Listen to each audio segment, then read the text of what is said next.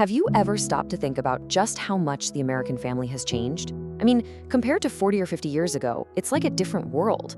The way we partner up, raise kids, build our lives, it's all been completely transformed. So what's behind it all?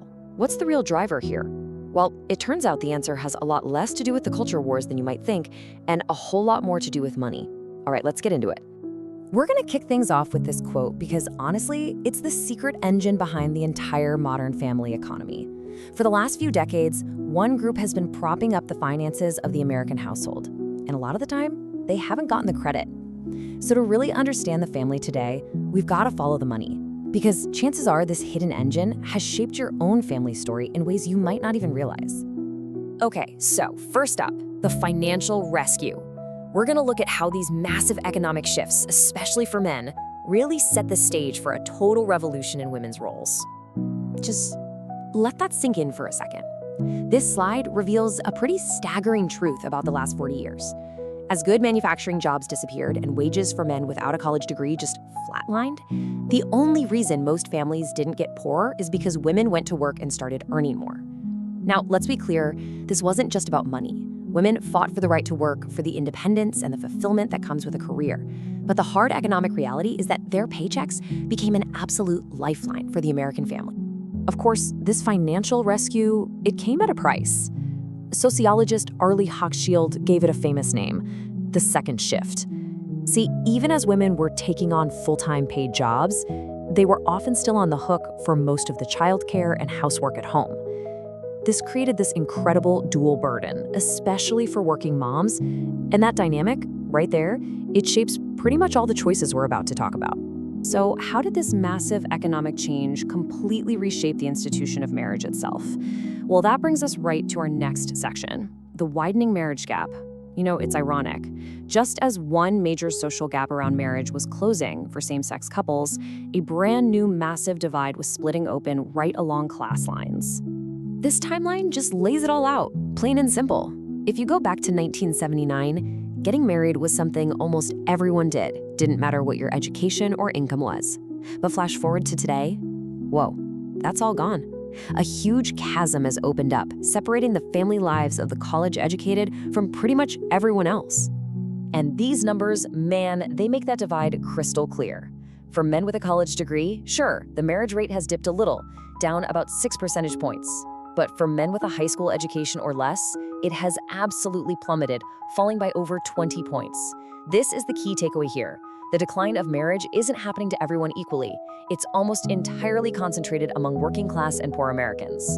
And as the scholar Isabel Sawhill puts it so perfectly, this has created a new fault line in our society. The very act of getting married and building a stable two-parent family has now become a marker of class. And that leads to a pretty wild paradox. Which brings us to part 3, the HIP partnership. This is where we tackle that big, confusing question. Why are the most economically independent women, the ones who need a husband the least for financial support, now the most likely to get married? It's because they've basically reinvented what marriage is for. It's not about economic dependency anymore. For the affluent, it's become what experts call a high investment parenting, or HIP marriage. Think of it less like a financial rescue plan and more like a startup, a joint venture specifically designed to give the next generation the best possible launch in life.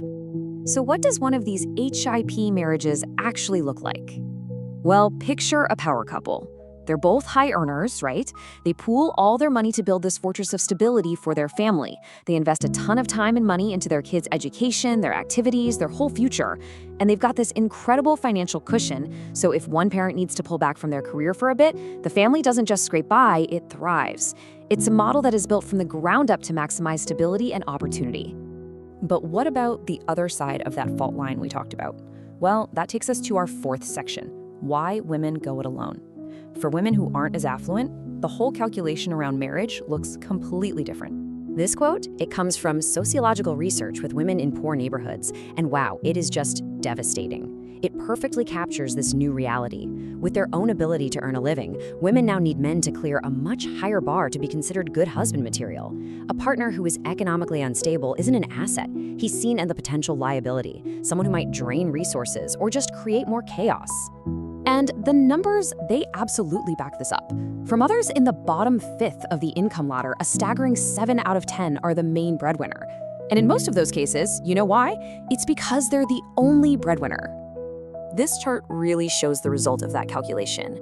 Only about 1 in 10 births to college-educated women happens outside of marriage. But that number explodes to nearly 60% for women with just a high school diploma. And again, this isn't about some moral failing. It's an economic decision based on a really harsh reality. For many women, marrying a man with shaky job prospects is just a risk they can't afford to take. So when you put all these pieces together, what do you get? That brings us to our final section, diverging destinies. Because this class gap in family life doesn't just reflect inequality, it actively makes it worse. It multiplies it. You've got two paths here. On one, you have the dual income family with a big safety net, able to pour money into everything from tutors to travel, giving their kids a huge head start. On the other path, you often have a single parent trying to make it on one income, navigating all this uncertainty with way fewer resources to invest in their kids. The gap just gets wider and wider with each generation. And the ultimate result is twofold. First, you get these diverging destinies for children, where the family you're born into has a bigger and bigger say in your chances in life. And second, you have this growing number of men who, with weaker job prospects and lower marriage rates, are left, as researchers say, unburdened and unmoored, disconnected from that core institution of family. And all of this leaves us with one final critical question. You know, for most of history, family was a common ground. It was an experience that cut across class lines and brought people together. But when it becomes just another way we sort ourselves into separate, unequal tribes, what does that do to the very social fabric that's supposed to hold us all together?